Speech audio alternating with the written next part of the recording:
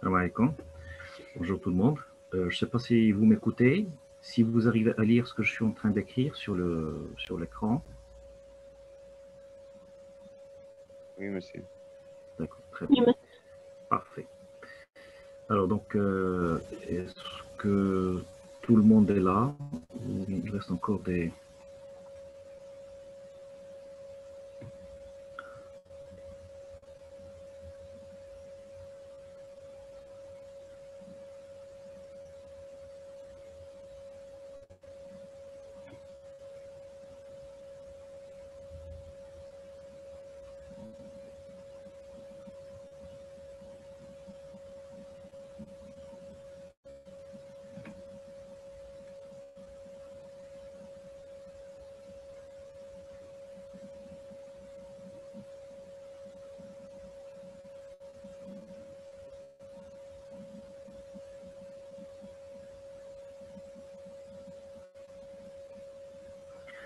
Ça va, on peut commencer? oui, monsieur. D'accord, très bien. Bon, alors, donc, le cours de l'optique de cette année. Donc, il y a deux grandes parties. Il y a donc l'optique géométrique. Donc, c'est l'optique géométrique, c'est-à-dire qui va être étudiée en gros en se basant sur des tracés géométriques, des droites, etc.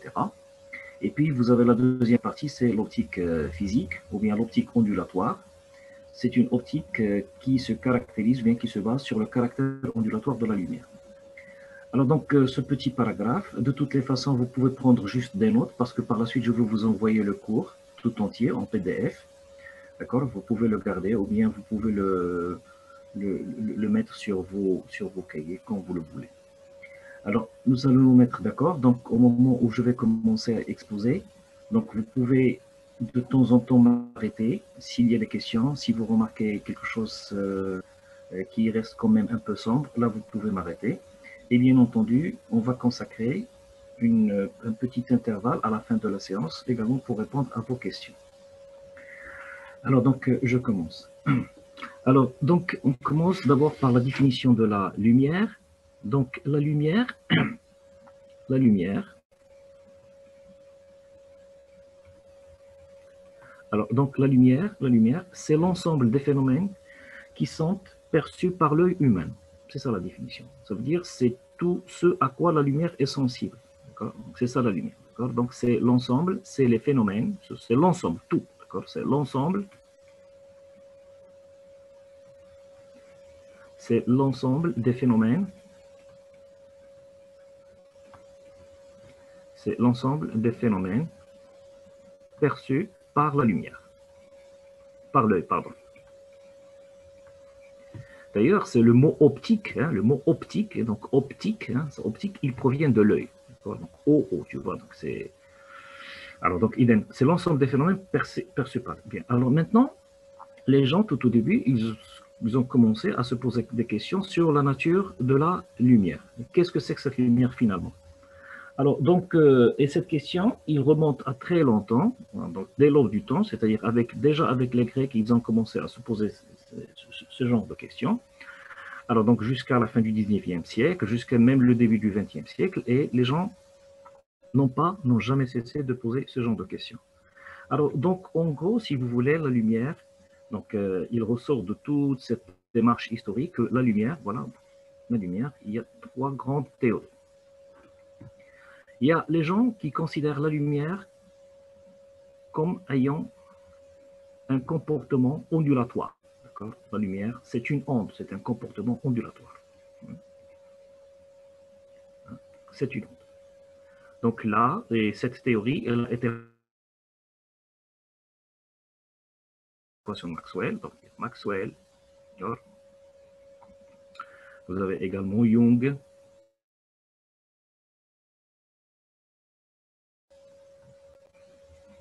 Donc voilà, ce sont de grands physiciens qui ont défendu la lumière. Et puis, il y a des gens qui ont considéré que la lumière comme des corpuscules, c'est-à-dire c'est comme de la matière.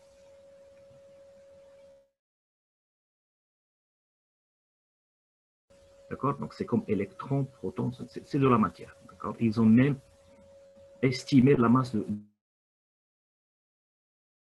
Einstein qui avait défendu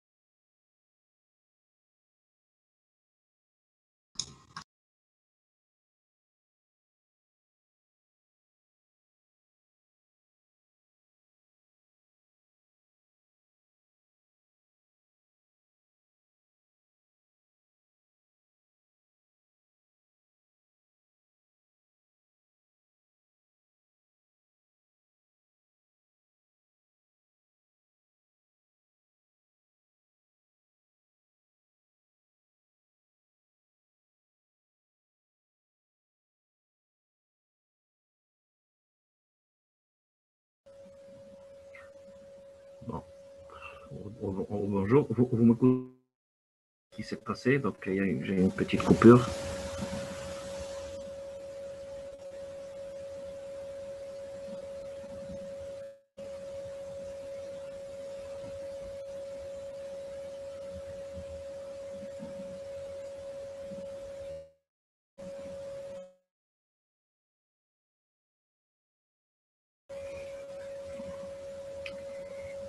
C'est soit des ondes. Voilà.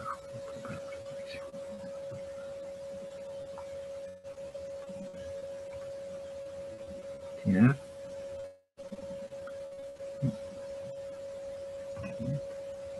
Matière.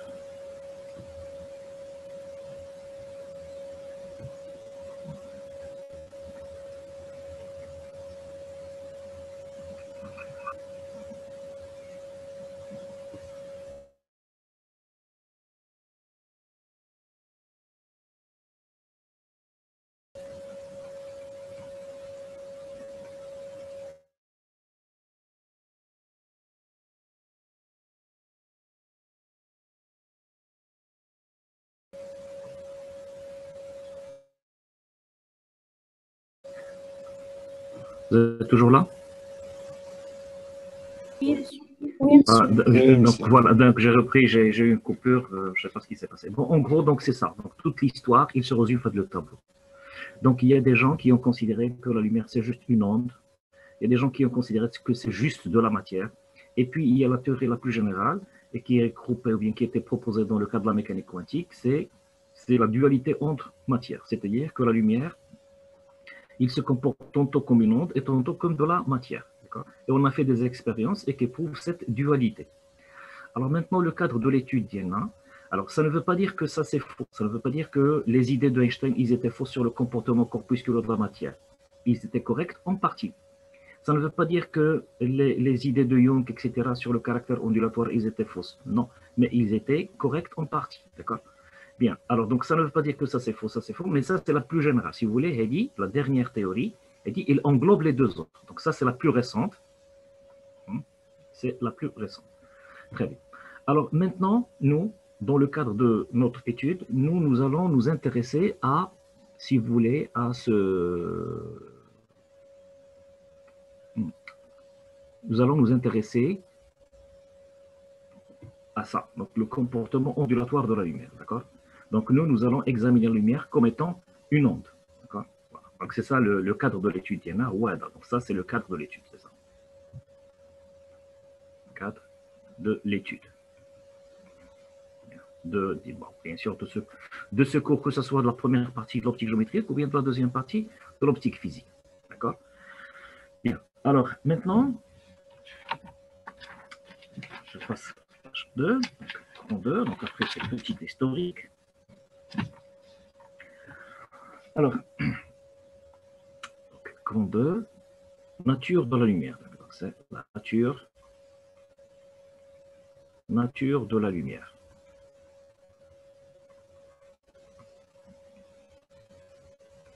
Nature de la lumière. Bon, alors maintenant, donc je vais donner ici quelques généralités. généralité. Alors, donc, dans un processus d'optique, dans un TP d'optique, dans une observation optique, on a toujours besoin de trois éléments. Il y a d'abord la source. Donc la source. Toujours la source. C'est la source, quand je dis source, ça veut dire source de lumière. Et puis, il y a finalement toujours un récepteur. D'accord? Il y a toujours un récepteur. Un récepteur. D'accord? Et puis, entre la source de la lumière et le récepteur, bien sûr, quand je dis récepteur, c'est le récepteur de la lumière, il y a un espace, bien un milieu, d'accord? Donc ça, c'est un milieu, c'est un domaine, c'est de la matière, ce que vous voulez, milieu de propagation. D'accord? Donc vous avez la lumière qui va arriver, qui va sortir de la source, qui va traverser le milieu de propagation, et puis pour arriver finalement à ce récepteur. Alors, donc, pour donner une idée plus concrète de la situation, alors, donc, pour la source de lumière, donc, je peux imaginer que la source de lumière, ça peut être quoi? Ça peut être, par exemple, le soleil. Ça peut être une lampe, etc. Et puis, pour le milieu de propagation, donc, ça veut dire la matière dans laquelle la lumière il va se propager. Ça peut être l'air. Ça peut être le vide également, hein, parce que la lumière qui nous parvient du soleil, il traverse des millions de kilomètres dans le vide. Ça peut être le verre.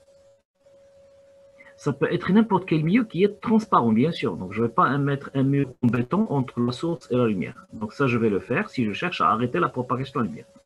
Et puis, le récepteur. Donc, vous avez le récepteur par excellence, c'est l'œil. C'est l'œil. Bien, ça peut être également, ça peut être une plaque photographique. Hein. Ça peut être une plaque photographique. Hein, ça peut être une plaque photographique. Etc. Ça peut être un écran, etc. Voilà. En gros, le processus de l'optique, sur quoi il se base? Donc, il faut toujours une source de lumière et il faut toujours un milieu de propagation. Quand je dis, ça ne veut pas dire nécessairement qu'il y ait de la matière. Ça se peut qu'il y ait du vide. Hein. Et puis, vous avez le récepteur. D'accord? Donc là, je vous ai donné des exemples. Je vais parler un petit peu des sources. Les sources, on distingue deux types de sources. On distingue deux types de sources. Donc, deux types de sources. Il y a ce qu'on appelle les sources, des sources primaires, deux catégories si vous voulez, et puis de l'autre côté, il y a des sources, ce qu'on appelle les sources secondaires.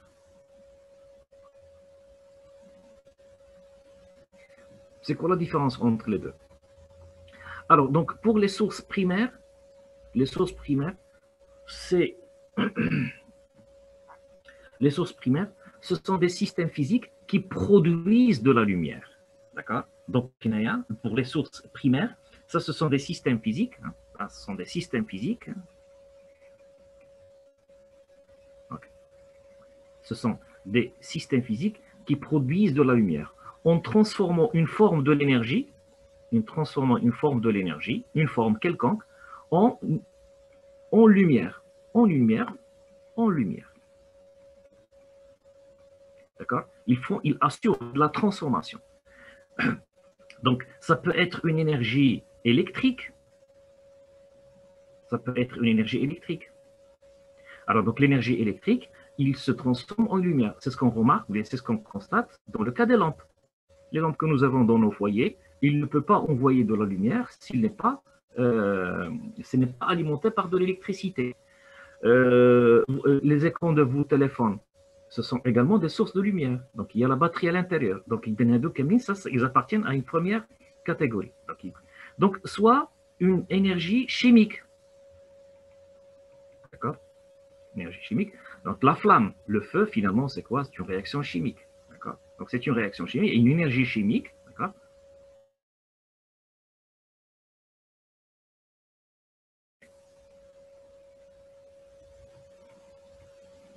La chaleur, etc., etc. Donc, c'est ce qu'on appelle les sources primaires. D'accord? Donc les sources primaires, ce sont des systèmes physiques, voilà, qui assurent la conversion. Pour les sources secondaires, en fait, là aussi, ce sont des systèmes physiques, mais qui n'assurent pas cette conversion, mais ils ne font que réfléchir la lumière. Pas de la lumière, d'accord? Donc il ne produisent pas de la lumière.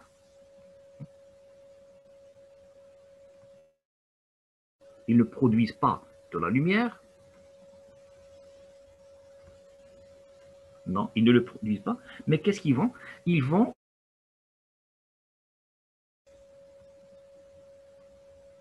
réémettre la lumière. Ils vont réémettre la lumière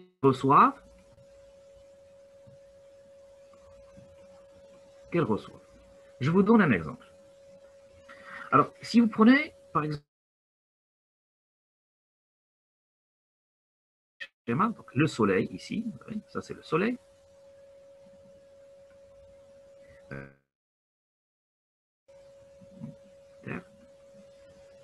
Donc nous, on est là le soir, la nuit. Et puis ici, ça c'est la lune. La lune, elle se trouve ici.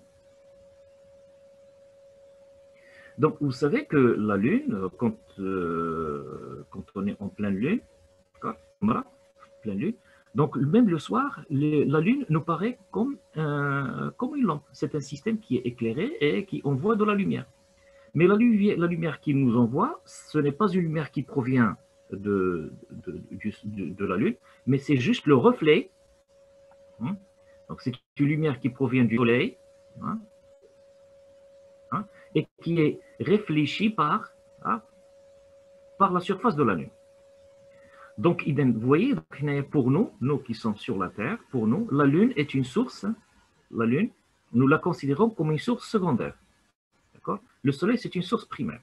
Pour les gens qui se trouvent ici, de ce côté-là, donc là, ils vont recevoir la lumière directement du Soleil. Donc ici, de ce côté, il fait jour, et de l'autre côté, il fait nuit. Donc pour les gens qui sont de ce côté-là, pour eux, la Lune, il se comporte comme source secondaire, parce que la lumière, il provient du Soleil, il ne fait que se réfléchir. Donc là, vous voyez que j'ai écrit ici, pour les sources secondaires, ils vont réémettre la lumière qu'ils reçoivent. Donc ça, ce sont deux catégories de sources. Alors pour nous, qu'il s'agisse dans nos TP, qu'il s'agisse d'une source primaire et une source secondaire, donc moi, dans toute la suite, je ne vais parler, ou bien le seul vocabulaire que je vais utiliser, c'est source, sans préciser s'il s'agit d'une source primaire ou d'une source secondaire. Parce que pour nous, ils ont le même comportement vis-à-vis nos travaux pratiques, les TP, etc. Donc, toute la démarche optique, donc on ne voit pas de différence entre les deux. Donc, je vais parler par la suite de juste une source. Bien. Alors, maintenant, toujours pour la nature physique. Je vais toujours faire de la nature de la lumière, donc P. P.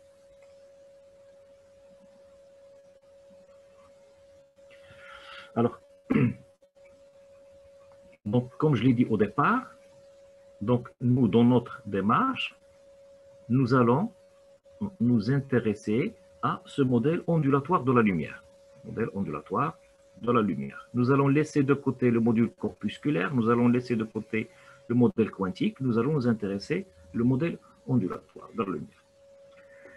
Alors, la lumière, finalement, c'est quoi, la lumière? La lumière, en fait, c'est la... Vous avez déjà commencé l'électrostatique? Pas encore. Non. D'accord. Okay. Alors, donc, en gros, alors la lumière, c'est en fait la superposition d'un champ électrique. Donc, il y a un champ électrique. Okay, un champ électrique. Un champ électrique. Et puis, vous avez ce qu'on appelle un champ magnétique. Alors, donc, ça c'est un champ électrique, un champ. Le champ électrique, c'est le champ qui est produit par un aimant. C'est produit par un aimant. Donc, produit par...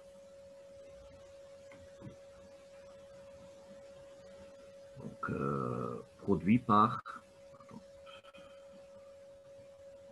par un aimant. Vous connaissez qu'est-ce que c'est qu'un aimant?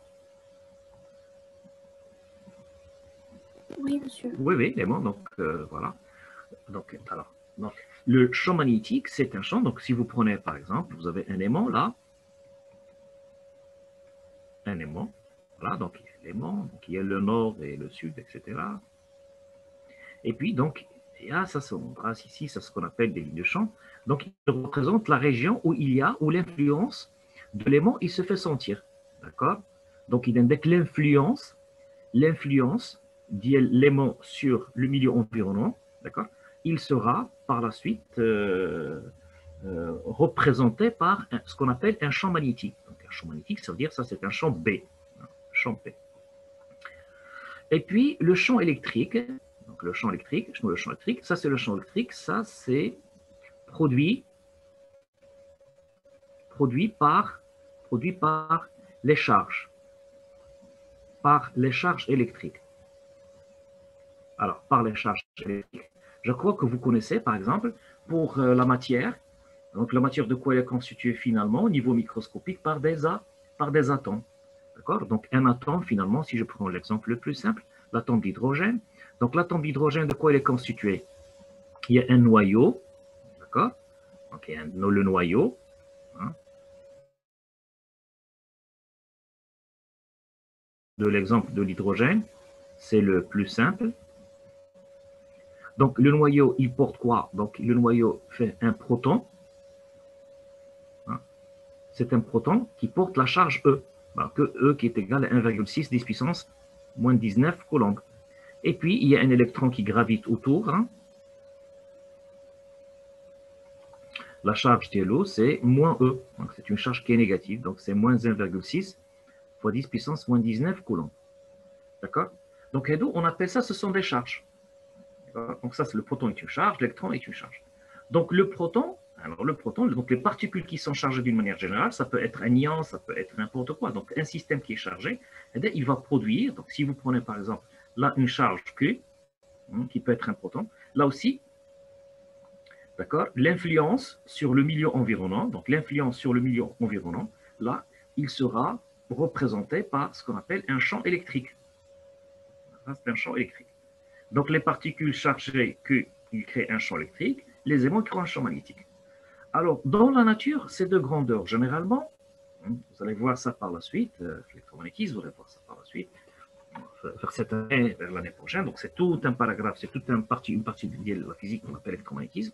Alors, dans la nature, dans la nature,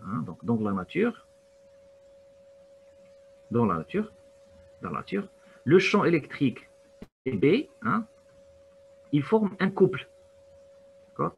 Ils forment un couple. D'accord? Un couple inséparable. C'est-à-dire quoi? C'est-à-dire là où il y a E, on va avoir B, et là où il y a B, on va avoir E. Alors, donc, pour concrétiser ce couplage entre le champ électrique et le champ magnétique, alors donc, par la suite, on ne va plus parler du champ électrique et du champ magnétique, mais on va parler du champ électromagnétique. Voilà. Champ électromagnétique. Alors, donc, pourquoi on parle d'un champ électromagnétique? Un champ électromagnétique, c'est-à-dire chaque fois que tu parles d'un champ électromagnétique, il faut bien mettre dans la tête qu'il s'agit de quoi? Vous avez d'un champ électrique et d'un champ magnétique. Alors, donc toujours dans ce modèle ondulatoire, donc la lumière finalement c'est quoi? Donc la lumière, c'est finalement, donc pour prendre par exemple, la lumière, en fait, la lumière, voilà la définition que nous allons adopter. La lumière finalement c'est quoi? C'est une onde électromagnétique. C'est une onde électromagnétique. D'accord?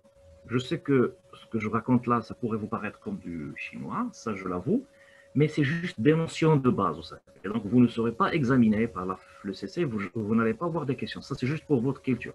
Parce que pour les autres, vous allez voir par la suite. Alors donc, quelle est la forme de cette onde électromagnétique? Comment il va se présenter dans la réalité? Voilà, donc on va voir un truc sinusoïdal.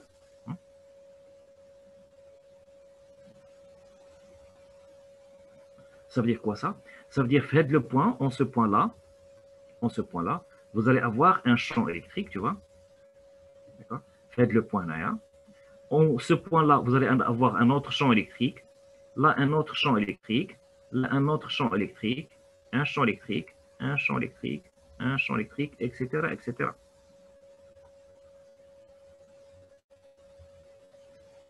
Voilà. Ça veut dire qu'en tout point, il y a un champ électrique. Bien, donc là, ça représente quoi pour moi ça? Ça, c'est le champ E. Alors, d'autre part, on va avoir également le champ magnétique. Donc, le champ magnétique, il va avoir, regardez, il sera perpendiculaire.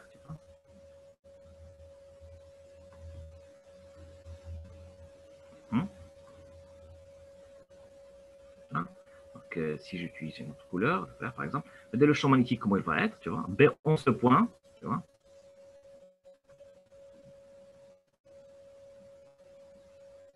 Voilà.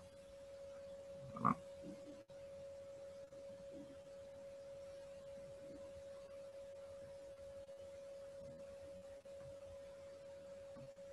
Voilà. Donc ça, c'est le champ magnétique. Donc vous voyez comment il se présente, c'est ça la lumière. Donc si vous voulez la description physique de la lumière, c'est comme ça. Donc vous avez un champ E et un champ B. D'accord? C'est ça la lumière. Finalement, il y a dit la lumière. La lumière, ça, c'est une onde électromagnétique. Okay. Bien. Alors, donc, comme vous pouvez le constater, cette lumière-là, ça. Donc, finalement, la lumière, la nature physique interne, c'est quoi? C'est un champ électrique et un champ magnétique. C'est pourquoi on parle ici, on parle d'une onde, on parle ici d'une onde électromagnétique. Tu vois? On parle ici d'une onde électromagnétique. C'est une onde. Pourquoi le mot onde? Le mot onde, parce que ça signifie, c'est l'onde, si vous voulez, c'est une entité physique, comme lorsqu'on parle de la force, on parle de la quantité de mouvement, donc c'est une grandeur physique, mais qui, dans notre cas, sera un phénomène qui est périodique. Vous voyez, donc c'est sinusoïdal ici. Ça, c'est par exemple, ça c'est l'axe X. Alors, en fait, l'onde, la distance de là à là, qu'est-ce qu'elle représente ça? Ça, c'est ce qu'on appelle la période. Donc, ça, c'est la période spatiale. Ça, c'est la période spatiale. Parce que c'est dans l'espace. D'accord? Bien. Alors, en fait, dans la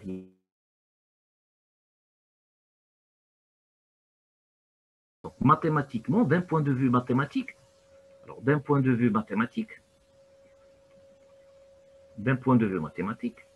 que ce soit le champ électrique ou bien le champ magnétique, comment il s'écrit? Voilà comment il va s'écrire. Il va s'écrire de la forme, il va s'écrire sous la forme, c'est cosinus, facteur d'Elèche, de 2pi t sur t moins 2pi sur lambda fois x. Ça va être quelque chose comme ça. Oui. Alors, donc, bon, avant de passer à cette écriture qui est un peu compliquée, je peux prendre, par exemple, une fonction. F de x est égal à cosinus, disons, par exemple, k fois x. Ça, c'est une fonction périodique ou la machine périodique? Ça, c'est une fonction qui est périodique. C'est quoi la période d'elle? C'est quoi sa période? C'est 2p. Non, c'est de pi sur k. C'est de pi sur k. Ça, c'est de pi sur k. Ou là, par exemple, la fonction g de t et oméga t. Tu vois? Donc, c'est quoi la période ici? De pi sur oméga. Voilà, donc c'est de pi sur oméga. Tu vois? Ça, c'était de pi sur k. Ou là, c'était de pi sur oméga. Donc, il y a x, pour moi, x, c'est l'espace. X, c'est l'espace. X, c'est l'espace. Ça veut dire l'unité d'Elo, l'unité d'Elo. C'est le mètre. Ou bien, t, c'est quoi? T, c'est le temps. Ben, l'unité d'Elo, c'est quoi? C'est seconde.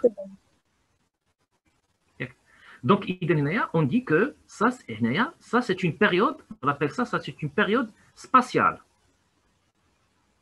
D'accord? Ou ça, c'est une période, quoi? C'est une période qui temporelle. Voilà, c'est une période temporelle. voyez. Donc, la fonction, la première fonction, ça c'est une fonction qui est périodique dans l'espace, ou elle est périodique dans le temps. Bon. Alors, le champ électrique, regardez, vous voyez l'écriture, comment il s'exprime. Vous voyez comment il s'exprime.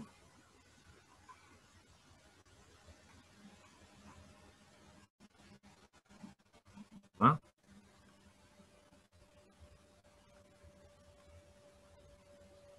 Tu sais qui vais-je? Est-ce périodique dans l'espace ou bien dans le temps? Regardez bien. Cos oméga t, 2pi sur t, moins. Donc, c'est-à-dire le cos, à l'intérieur du cos, je trouve le temps et l'espace. Donc, qu'est-ce que tu peux dire? Alors, donc, est-ce qu'il y a seulement le temps ou qu'il y a seulement l'espace? Mais il y a les deux à la fois. Les deux. Voilà. Donc, la lumière, exactement. Je vais utiliser, on va utiliser un nouveau lexique, et on va dire que pour la lumière, parce que c'est toujours là, nous sommes en quête de la détermination de la propriété, ou bien de la caractéristique physique, la définition physique de la lumière, c'est une onde électromagnétique. Donc, nous allons nous mettre d'accord. Donc, une onde électromagnétique. Donc, quand je dis onde électromagnétique, donc voilà ce qu'il faut imaginer dans la tête. Je reviens à la page précédente, c'est sa structure-là. Voilà. C'est ça l'onde électromagnétique, vous voyez. Donc, quand je dis onde électromagnétique, ça veut dire qu'il y a un champ électrique et un champ B. Ah, j'ai oublié peut-être de le préciser que E, B, ils sont perpendiculaires. En chaque point, vous avez E et B qui sont perpendiculaires. Ils sont perpendiculaires. Bien, donc je continue ensuite. Donc, c'est une onde électromagnétique et qui est, voilà, donc il y a le mot qu'on utilise très souvent. Et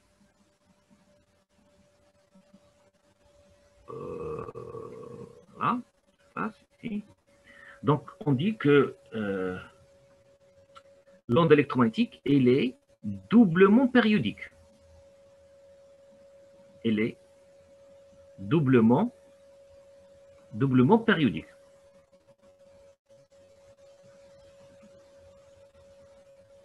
D'accord?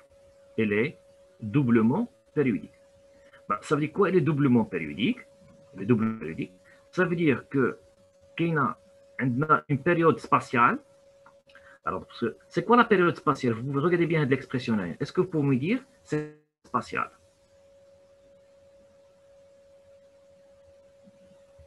Est-ce que vous pouvez me dire? Lambda. Hein? Lambda. Non, c'est lambda. Depuis La période, c'est deux, parce que tout ça, parce que c'est deux pi sur tout ça. C'est 2pi sur lambda. Donc ça va faire quoi? C'est là lambda. Donc ça, c'est la période quoi? La période spatiale. Et c'est quoi, voilà. Et c'est quoi la période temporelle? C'était. Hein? T. Voilà. Donc, on est là. Donc, je reviens. Donc, c'est T. Tu vois? Donc là aussi, ça c'est T. Alors, donc, à la période spatiale, on ne va plus utiliser le mot de la période spatiale, mais dorénavant, on va utiliser un nouveau jargon, c'est quoi? C'est longueur d'onde. C'est la longueur d'onde. Donc, on va utiliser le vocabulaire longueur d'onde. Pourquoi faire? Pour désigner quoi? Pour désigner la période spatiale. Ou bien, grand T, qui était au moment temporel, nous allons nous contenter de dire tout simplement cette période. On va dire tout simplement période. Quand je vais dire période, ça veut dire là, je parle de la période temporelle. Quand je vais dire longueur d'onde, là, je parle de la période spatiale. Et si vous vous rappelez tout à l'heure, quand j'avais dessiné le schéma, vous voyez, donc ça, c'était une période spatiale, parce que c'est en fonction de x. Donc, normalement, cette distance de là à là, c'est lambda. Donc, il y a de la période spatiale. Ou bien, c'est la distance, donc de là jusque là. Voilà. Ça. Alors, donc, je tourne la page. Voilà, donc il y a une double périodicité. Ouais, donc là, ça, c'est une double périodicité, c'est ça. C'est une double périodicité. C'est important comme détail. C'est-à-dire qu'il y a une périodicité dans l'espace ou qu'il y a une périodicité dans le temps. Et il se trouve que donc les deux périodes, ils sont proportionnels. D'accord? Donc la périodicité spatiale, lambda, d'accord, lambda été, sont reliés par une relation qui s'écrit sous la forme lambda est égal à quelque chose fois t. C'est-à-dire ils sont proportionnels. Le coefficient de proportionnalité, je vais l'appeler V. Alors, qu'est-ce que ça représente V? Donc, d'un point de vue mathématique, V, il représente quoi? C'est le coefficient de... Oui, vas-y, parle, vas-y. C'est la vitesse, monsieur. Vitesse. C'est la vitesse. V, alors c'est la vitesse, mais on ne va plus utiliser le mot vitesse. Je vais utiliser le mot la célérité. Voilà, c'est la célérité. La célérité, elle est mieux adaptée les ondes. La célérité des ondes, ou de l'onde, en fait. Pourquoi? Donc, ça, parce que de la célérité de l'onde. La célérité de l'onde. C'est-à-dire, c'est la vitesse de propagation. Si vous dites vitesse, ce n'est pas faux, mais c'est mal adapté, la vitesse de propagation. Alors, donc, vous savez tous que la lumière, il met du temps pour ne parvenir depuis le soleil. Donc, la lumière, il mettra combien de temps pour venir du soleil jusqu'à la Terre? 8 minutes. Très bien, 8 minutes. Donc, idem. C'est-à-dire que la lumière mettra 8 minutes pour venir du soleil jusqu'à la Terre. Donc, je peux estimer la vitesse avec laquelle on ne dit pas il se déplace, la vitesse avec quoi il se déplace, mais on dit la vitesse avec quoi il se propage. Alors, donc, c'est quoi sa vitesse de propagation? Je vais prendre la distance entre le soleil. Ça, c'est le soleil. Et là, c'est la Terre. D'accord? Donc, il met combien de temps pour venir, pour faire le voyage? Donc, c'est une durée tau qui est égale à 8 minutes. Et c'est quoi la distance qui sépare la Terre du Soleil? Donc, c'est une distance qui est à peu près égale à 150 millions de kilomètres.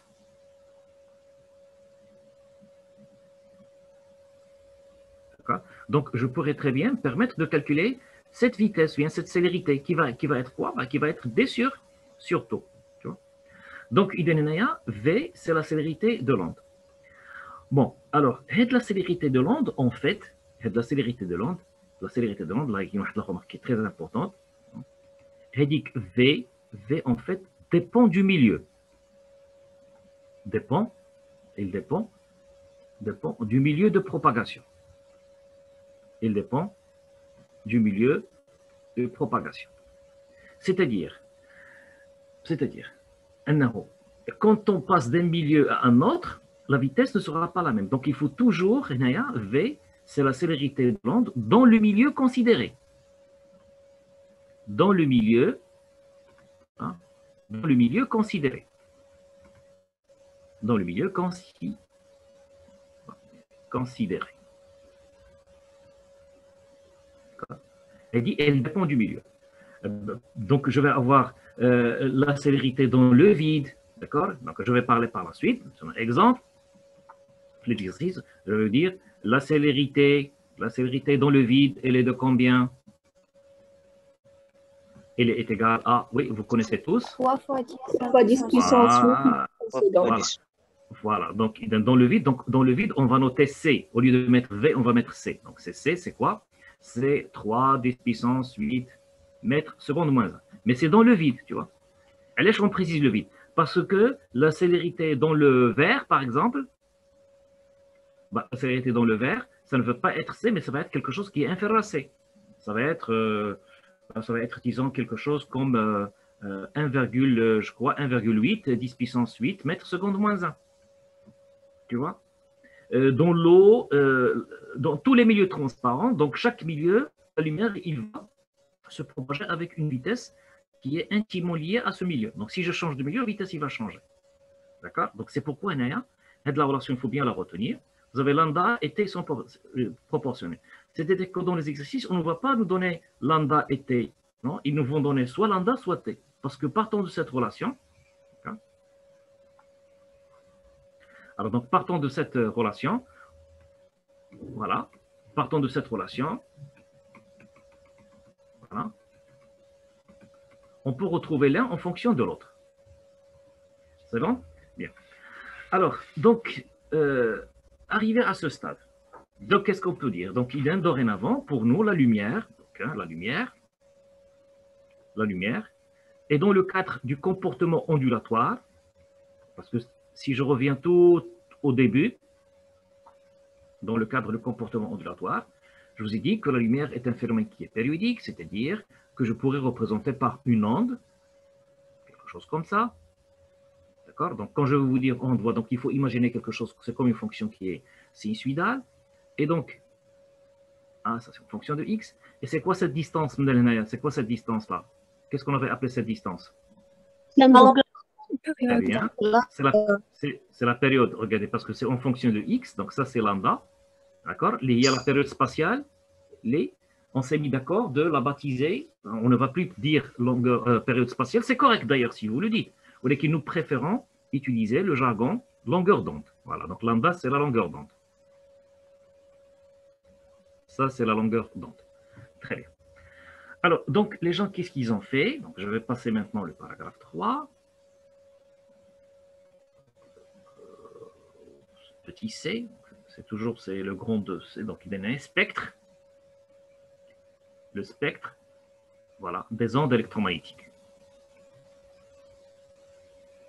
Allez, donc, tu vois, donc, je l'ai déjà dit tout à l'heure.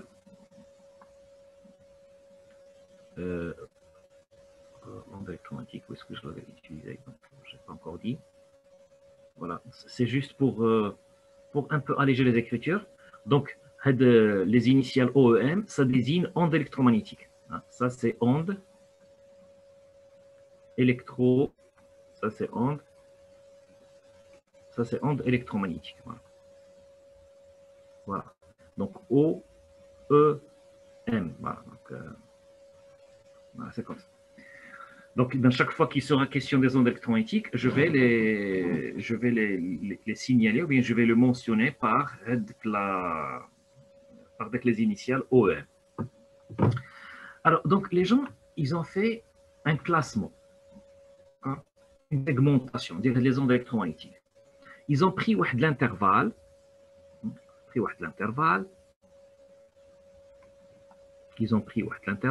voilà, donc avec l'intervalle, voilà,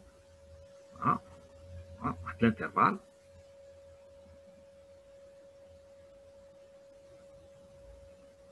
OK, d'accord. Ils ont pris l'intervalle. Donc, avec l'intervalle, ils vont tracer, donc ça c'est lambda en mètres. Et puis, qu'est-ce qu'ils ont fait? Ils ont partagé en intervalles, c'est-à-dire, donc rédiger par exemple entre l'intervalle, là aussi vous n'êtes pas obligé de retenir le tableau, d'ailleurs vous allez la voir dans le cours, donc ça c'est, par exemple, c'est pas gradué linéairement, en 10 puissance moins 1, moins 11, jusqu'à 10 puissance moins 9 mètres, en 10 puissance moins 9 mètres, donc jusqu'à 10 puissance 4, moins 8, puis entre 10 puissance moins 8 et 10 puissance moins 7. Bon, ici, ça, c'est un petit intervalle. Entre 10 puissance moins 7 et 10 puissance moins, à peu près moins 3. Et puis, entre 10 puissance moins 3 et 10 puissance moins 1, entre 10 puissance moins 1 et 10 puissance 3. Oui. Alors, donc, qu'est-ce qu'ils ont fait? Alors, donc, chaque intervalle, si vous avez une onde électromagnétique, dont la longueur d'onde appartient à l'intervalle 10 puissance moins 1, et ça veut dire c'est entre 10 puissance moins 1, ça veut dire entre 10 cm et 1 km, d'accord? Elle dit qu'on va l'appeler, je vais l'appeler, voilà, donc je vais travailler, on va l'appeler onde radio. Elle dit que c'est ma onde radio. D'accord? Fait de l'intervalle. Dans cet intervalle-là, entre 1 mm jusqu'à 10 cm, voilà. Là, on va appeler ça, ce sont des micro-ondes. Les micro-ondes. Alors, fait de l'intervalle, ça veut dire entre 1 faire 10 puissance moins 11, ça, on appelle ça les rayons gamma. Là, entre moins 11 jusqu'à moins 8, ça, ce qu'on appelle ça, ce sont les rayons X. Ce sont les rayons X. Alors, dans cet intervalle-là, on appelle ça, c'est l'ultraviolet. L'ultraviolet. Et là, c'est l'infrarouge. L'infrarouge. Oui, donc les gens, ils se sont mis d'accord sur cette répartition et cette dénomination. D'accord? Alors, cette dénomination, donc si vous avez une onde électromagnétique dont la longueur d'onde appartient à cet intervalle, fait de l'intervalle, je vais utiliser par exemple fait de l'intervalle, ici, dans cet intervalle, d'accord? Donc, si vous avez par exemple lambda à partir de cet intervalle, donc on va parler d'une onde radio. Si quelqu'un vous dit que moi je vais faire une expérience avec les rayons gamma, c'est-à-dire qu'il va travailler avec des ondes électromagnétiques dont la longueur d'onde inférieure à 10. Si quelqu'un vous dit que je travaille avec les rayons X, ce qu'on utilise très souvent pour la médecine, ça veut dire qu'il travaille avec l'onde électromagnétique dont la longueur d'onde comprise entre moins 8 et moins. D'accord? Alors maintenant, dans toute cette histoire, il faut que je précise reste de l'intervalle. Alors cet intervalle-là, c'est quoi? Ça, c'est ce qu'on appelle la lumière. Voilà. La lumière. Alors, donc la lumière, finalement, donc on s'approche de la définition définitive. La lumière, tout à l'heure, je disais, c'est une onde électromagnétique.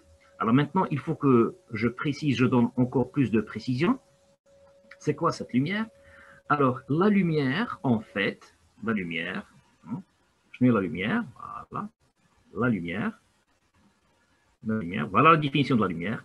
La lumière est une onde électromagnétique, est une onde électromagnétique. La lumière est une onde électromagnétique, merci. Mais dont la longueur d'onde,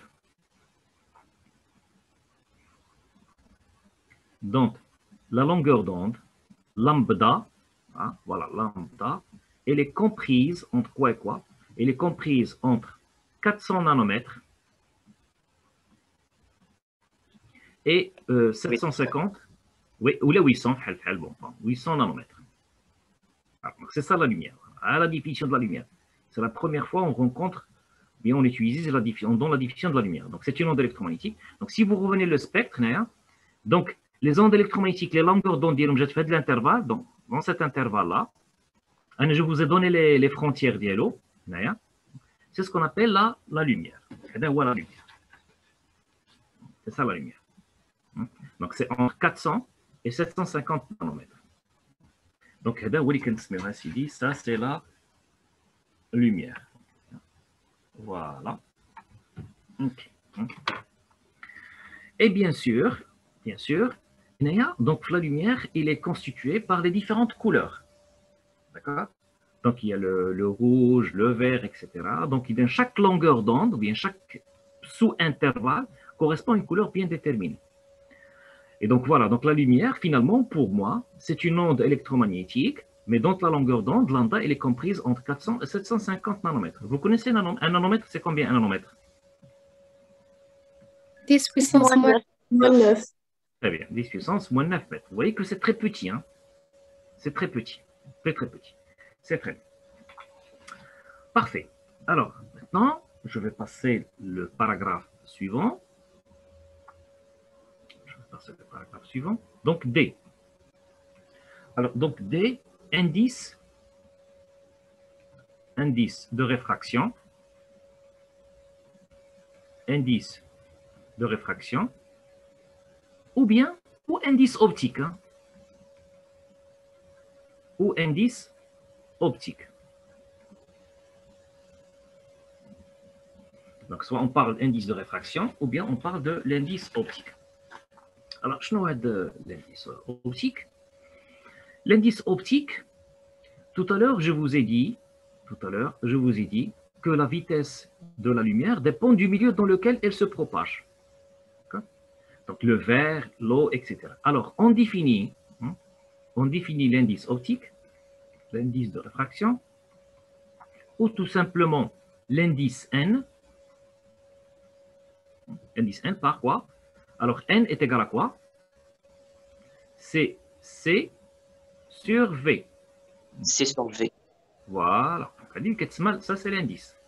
Voilà l'indice optique. Qu'est-ce qu'on a en haut? Ça, c'est la célérité. Ça, c'est la célérité de la lumière. Le vide. Très bien. Dans le vide. Voilà. Et puis, qu'on divise par quoi? Par la célérité de la lumière dans le milieu. Dans le milieu. Mais bien sûr, dans un milieu qui est dans un milieu transparent. Je ne peux pas vous dire c'est quoi l'indice le sable. Non, mais on ne parle pas d'indice pour les milieux optiques. Donc, le verre, l'eau, l'huile, etc., etc. Donc, ça, c'est la valeur de n. Donc, vous voyez, n, c'est le rapport d'IL C sur V. Alors, donc, je vais vous donner quelques valeurs juste pour avoir juste une petite idée. À votre avis, le n, comment il va être tout le temps? Supérieur à 1. Très bien, il va être supérieur à 1, effectivement. Donc, quelques valeurs, question de se familiariser, de voir un ordre de grandeur. Donc, ordre de grandeur, vous avez tout ça dans le cours. Les ordres de grandeur. Donc, je vais mettre ici.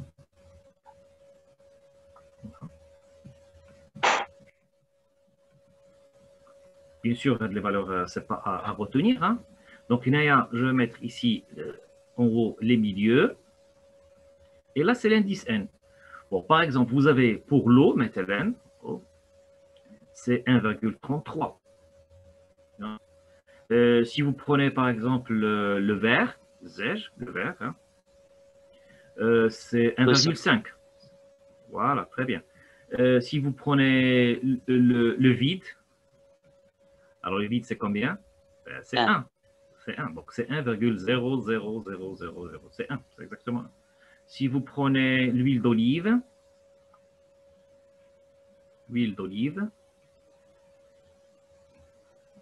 bon, N est égal à 1,47. Hein.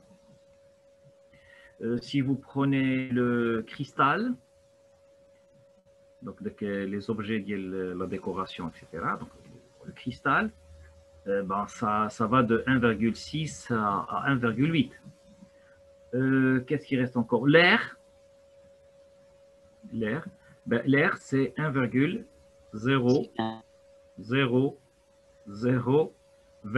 Tu vois, donc elle est dit le plus souvent, donc je de la valeur, regardez. Je t'ai dit. Donc, le plus souvent, non, pardon. Alors, donc, le plus souvent, on va confondre l'air et le vide. D'accord? Très souvent, on va assimiler l'air au vide. Donc, si dans un exercice, on vous dit que l'air est assimilé au vide, ça veut dire qu'on va supposer que son indice de réfraction est pratiquement égal à 1. Vous voyez? Donc, ça, c'est l'indice. Donc, avec l'indice, il dépend du milieu. OK? Et l'indice dépend du milieu parce que la vitesse dépend du milieu. Très bien. D'abord, on va parler un peu sur l'indice. Donc, on va dire un grand E,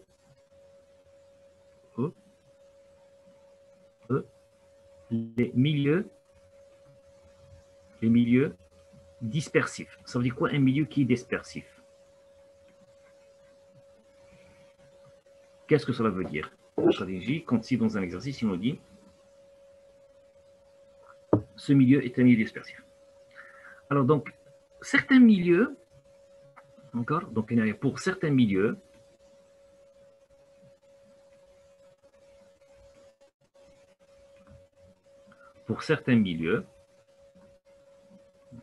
nous remarquons que n dépend de lambda. n dépend de lambda. C'est-à-dire quoi n dépend de lambda? C'est-à-dire, si vous prenez le milieu, ça c'est un milieu x, d'accord? Et puis, si vous le bombardez par de la lumière, vous l'éclairez par une lumière de longueur lambda 1, d'accord? La lumière, il va se propager dans ce milieu avec une vitesse v1. Si vous prenez le même milieu, le même milieu, le même matériau, et puis que vous le bombardez, bon, on utilise également le mot militaire de le bombarder, donc, bien vous l'éclairez avec une autre lambda, avec un lambda différent, on va remarquer que de la lumière, de lambda, ou de l'onde électromagnétique, il va se propager avec une autre vitesse V2 qui est différente de V1. D'accord? C'est-à-dire que ici, tu vas avoir n de lambda 1, je crois que n de lambda 1 est égal à quoi? C sur V1, et n de lambda 2, c'est C sur V2. Donc, bien sûr, si V1 est différent de V2, ça veut dire que n de lambda 1 est différent de n de lambda 2, n est indépendant. Donc, pour certains milieux, les ils sont dits dispersifs. Si je te dis que le milieu est dispersif, qu'est-ce que tu comprends par là? Qu'est-ce que tu comprends par là? Ben, tu comprends que n, il va dépendre de n dépend de lambda. Ça veut dire si tu changes lambda, n, il va changer. Donc, les milieux qui sont des milieux dispersifs. Parce qu'un milieu dispersif, ça veut dire la vitesse dépend de lambda. D'accord? Bien entendu, n dépend de lambda, mais sous quelle forme il dépend de lambda? Comment il va dépendre de lambda? Alors, donc, il y a un travail expérimental. Donc les travaux, d'accord? Bon, les travaux se basant sur l'expérience, bien sûr. Sur l'expérience, voilà. Et puis, d'un certain monsieur qui s'appelle Cauchy, il a établi en 1830 qu'en fait, n de lambda, en général, il dépend de lambda sous la forme suivante. Qu'est-ce qu'on y a? A plus B sur lambda au carré. Voilà.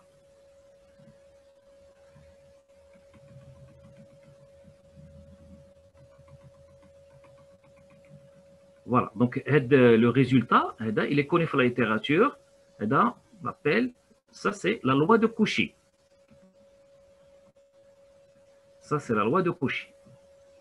Je crois que vous avez déjà rencontré un Cauchy flémate. Je crois que c'est la même personne. Ouais, donc, vous voyez, donc pour certains milieux, il est dispersif. Ça veut dire quoi un milieu qui est dispersif? Un milieu qui est dispersif, ça veut dire que l'indice de réfraction, ou bien l'indice optique, le n, il va dépendre de lambda. Alors, donc, il dépend de lambda sous quelle forme? Est-ce qu'il est proportionnel à lambda ou lambda? Non, donc il est inversement proportionnel à lambda au carré. Avec, bien sûr, donc reste à préciser, donc je précise, on précise quand même quelques petits détails. Le premier détail que je précise, c'est que pour A et B, ils sont positifs. Ils sont positifs ou nuls. Vous savez? Ils sont toujours positifs ou nuls. A dit, c'est quoi son unité? Alors, tout à l'heure, j'ai oublié de préciser un petit détail, c'est que l'indice, l'indice, on n'a pas parlé de son unité. À votre avis, c'est quoi son unité, l'indice? C'est quoi son unité? Sans unité. Pas d'unité. Très bien, pas d'unité. Ce qui fait que A dit, je notre unité d'IA là. Parce que n est égal à A. Donc, A, je notre unité d'IA là. n'a pas d'unité. Très bien. Donc, A sans unité. Et B, change unité d'IA parce qu'il faut que B sur lambda carré ne doit pas avoir d'unité. Donc, B change unité d'IA. Mettre au carré. Très bien. Donc, c'est une surface. Mettre au carré. Exactement. Très bien. Donc, voilà. Donc, il donne la loi de Cauchy. Il me dit comment varier n en fonction de lambda. Donc, il est égal à A plus B sur lambda carré. Je vais ajouter un autre truc, c'est que le A et B, en fait, ils sont positifs, je précise, ou nuls. L'unité d'IA, A et B dépendent du milieu. A et B dépendent du milieu. Ils dépendent du milieu étudié. Je m'explique. Si par exemple je travaille dans le vert, si je travaille dans le vert, A ou B, ils vont prendre une valeur. D'accord? Mais si je passe du vert à l'eau, ou bien à l'air, ou bien à l'huile d'olive, ou bien au plexiglas, ou bien à n'importe quel autre milieu, les valeurs de A et B, ils vont changer.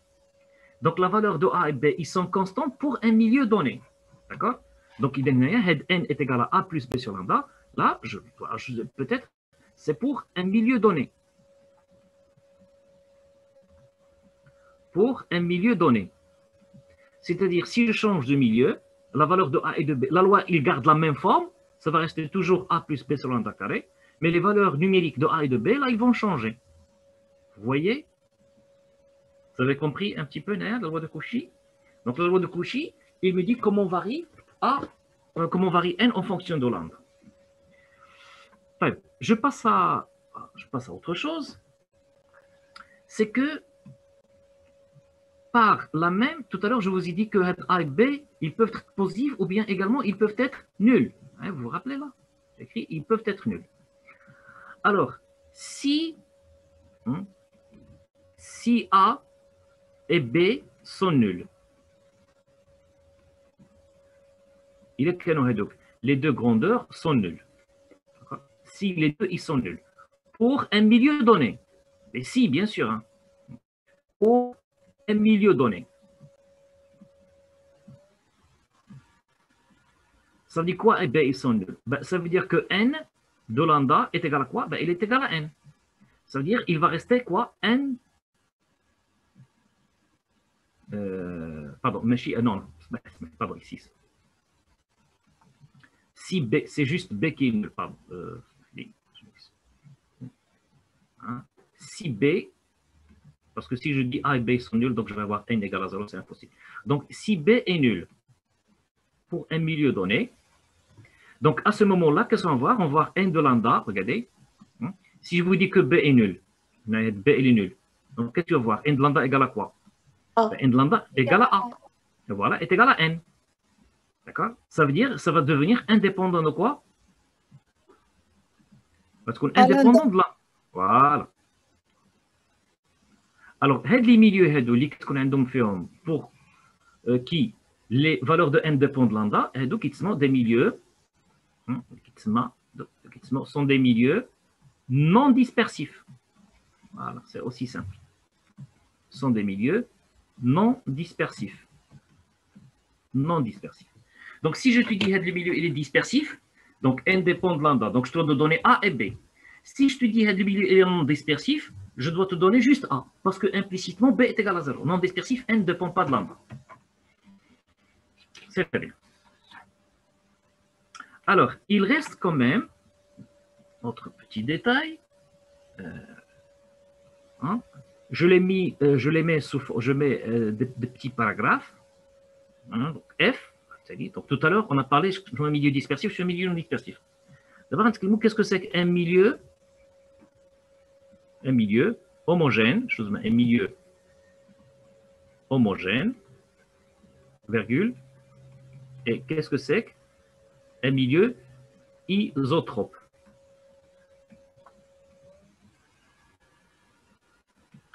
Alors, qu'est-ce que veut dire un milieu qui est homogène? Alors, je vous mets un milieu qui est homogène. Alors, un milieu, il est homogène, je vous mets homogène, donc je commence par, qu'est-ce que veut dire milieu homogène? Milieu. La définition d'un milieu qui est homogène. Alors, si vous prenez le milieu comme ça, un milieu qui est transparent, d'accord? Le milieu, c'est un milieu qui est, si je dirais, hétérogène. C'est un milieu qui est composite, ça veut dire qu'il est constitué de plusieurs milieux. Donc, vous allez avoir, par exemple, ici l'air. Là, je vais mettre le vide. Là, vous allez mettre l'eau. Là, vous allez mettre le verre, etc. Donc, c'est le système d'IN. C'est ça le milieu d'IN. C'est un milieu qui est hétérogène. C'est tout ça, ce que je vais assurer, tout ça, c'est le milieu. C'est donc le milieu. étudier ou bien examiner. Donc, si je me balade, si je commence à me balader, hein, si je commence à me balader, je me déplace ici, je suis là, là, là, là, là, là, là, là, là. D'accord? Si vous vous déplacez à l'intérieur du milieu, d'accord? Alors, donc, qu'est-ce que vous allez avoir? Qu'est-ce que vous remarquez? Qu'est-ce que vous pouvez dire? Qu'est-ce que vous pouvez dire?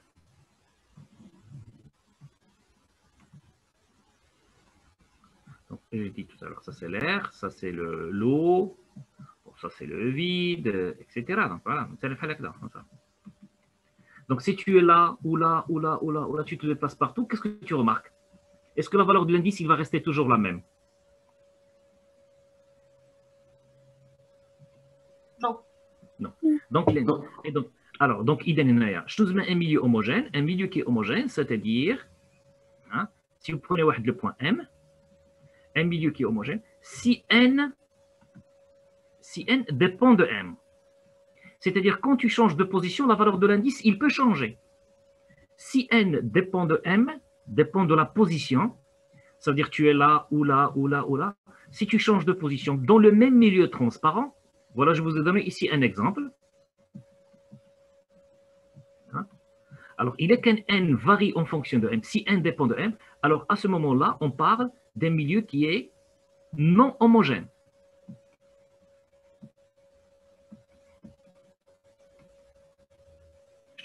C'est un milieu qui est non homogène. Je vous donne un milieu qui est non homogène. Un milieu qui est non homogène si la valeur de l'indice dépend de la position.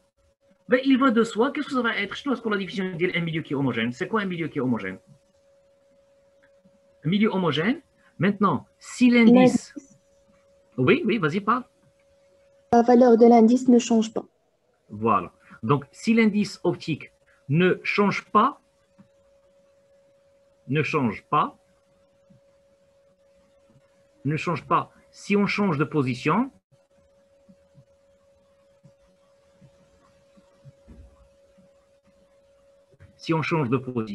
alors à ce moment-là, hein, qu'est-ce qu'on veut dire? Le milieu qui finawa, donc hein, le milieu est dit homogène.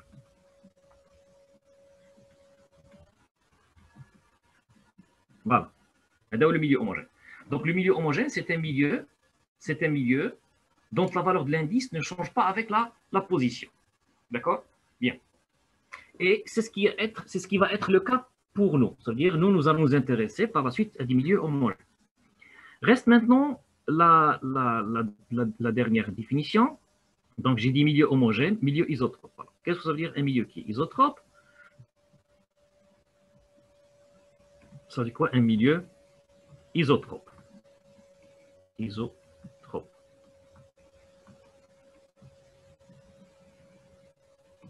Je m'explique.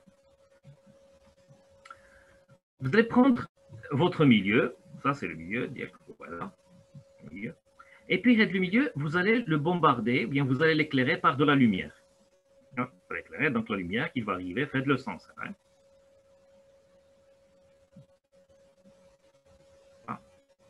Voilà. Donc il va traverser le milieu transparent dans cette direction, tu vois, donc faites le sens. Alors. Donc, faites la direction. Cette direction. Donc, direction 1. Bien. Maintenant, vous allez prendre le même corps, hein, le même milieu, et le même, mais vous allez l'éclairer dans une autre direction. Hein, vous voyez, donc la lumière qui arrive, dans une autre direction, qui est différente de la première. Voilà. C'est-à-dire, faites la direction 1. Donc, direction 2.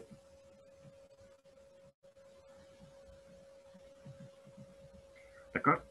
Alors, si, ici, vous allez calculer la vitesse lorsque la lumière parvient au corps transparent dans cette direction. Vous allez trouver la vitesse V1.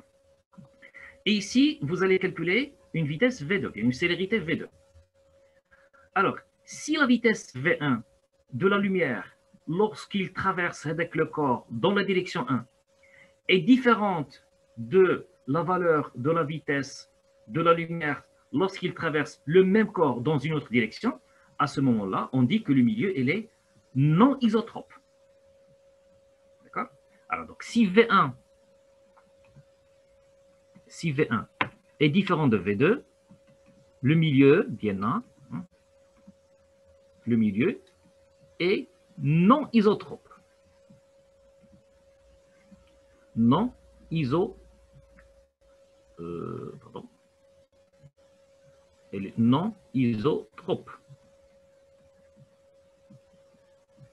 Bien, dans certaines présentations, on dit anisotrope. Anisotrope. Donc, ça veut dire la même chose. D'accord? C'est-à-dire, je nous mets un milieu. Donc, il n'est rien si la vitesse dépend de la direction. Maintenant, si la vitesse, bien la célérité, c'est la célérité, hein, c'est la célérité, il garde la même valeur, quelle que soit la direction, voilà, de propagation,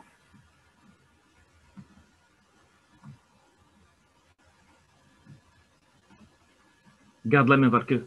Alors, à ce moment-là, on part, le milieu, et il dit, le milieu est isotrope. Isotrope. D'accord? Donc, vous avez compris, c'est quoi la différence entre un milieu isotrope et un milieu non isotrope? Un milieu isotrope, la vitesse, d'accord? La vitesse de la lumière dépend du sens. Dans quel sens vous allez évoluer? Est-ce que vous allez du gauche à droite, de droite à gauche, de haut en bas, etc. Dans quel sens? D'accord? Si vous remarquez que la vitesse, que cette vitesse-là dépend des directions, on va dire le milieu, elle est anisotrope. Si vous remarquez que la vitesse, elle garde la même valeur, quelle que soit la direction, alors on parle d'un milieu qui est isotrope. Donc il faut distinguer isotrope de homogène. Homogène, en conclusion, alors homogène, c'est à mettre en rapport avec la position. Isotrope, c'est à mettre en relief avec la direction.